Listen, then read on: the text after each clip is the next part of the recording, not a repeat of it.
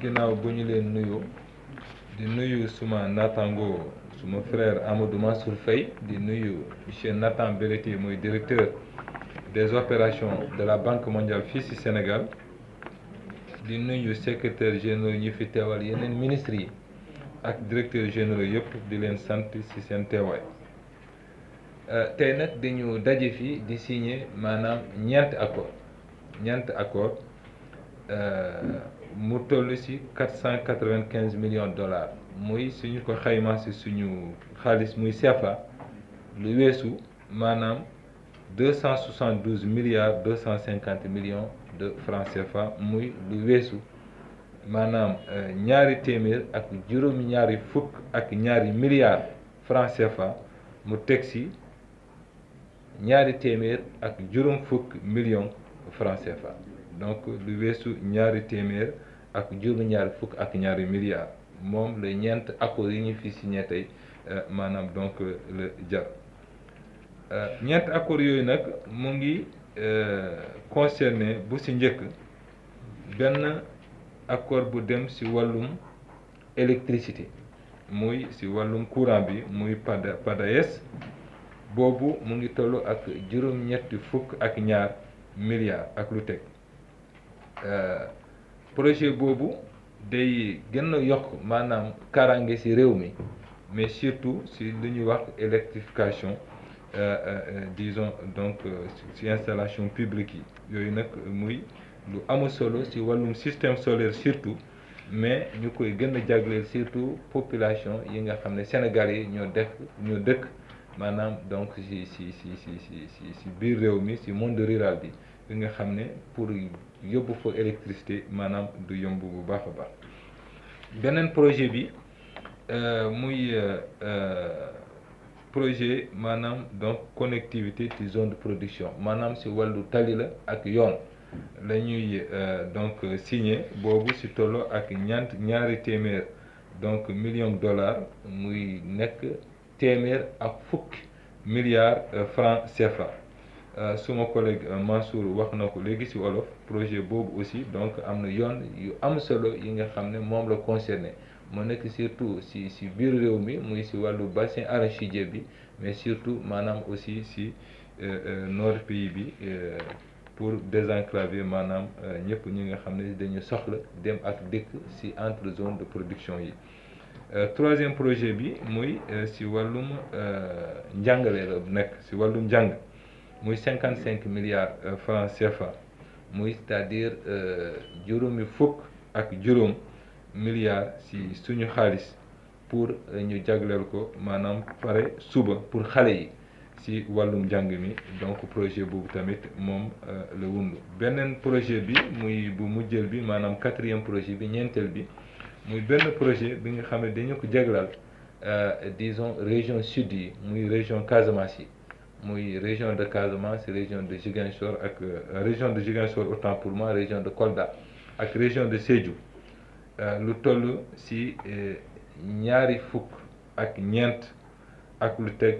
donc milliards de francs CFA loolu it day ñëw pour yokk surtout mën-mën yi nga xam ne maanaam gouvernance locaux yi muy mairie yi ak ñëpp ñi nga xam ne ñoo nekk ci gouvernance yooyu ci la ñuy liggéey donc ñu leen ci sant ci projet boobu globalement mu yokk kaaraange aussi région boobu projet boobu loolu la wundu nu ma pare nag ginnaaw santuma maanaam Nathan Belletti surtout di ko yóbbante ci tout le président de la République mu yeggal ko le président donc David Malpass ci lépp yi nga xam ne mu ngi koy def effort ci suñu réew pour jàppale Sénégal dimbale ko ci développement bi ak koom-koom bi maa ngi leen di sant di leen gërëm asalaamaaleykum. jërëjëf monsieur le ministre des finances ba ñu dalalee tey fii ci sa locaux ànd ak le directeur des opérations de la Banque mondiale suñu xarit Nathan Belletti ak ñu fi teew ñëpp pour bés bi nga xam ni bés bu rëy la ci wàllum yoon parce que dañuy signer benn projet boo xam ni lu toll ci 200 millions de dollars américains ñuy jagleel Sénégal pour def benn programme bu ñu tuddee programme d'amélioration de connectivité dans les zones de production agricole du nord et du centre loolu nag danañ mën a permettre di defar ay yoon yu bëri surtout ci région de Kaolack ak région de Kaffrine boole ci aussi la région de Thiès su ma tënkee rek du jublu ci région de Kaffrine boole ci région de Kaolack am na yoon boo xam ni dafay jóge Mbirkilaan dem Maabo dem Sinthiou Wanaar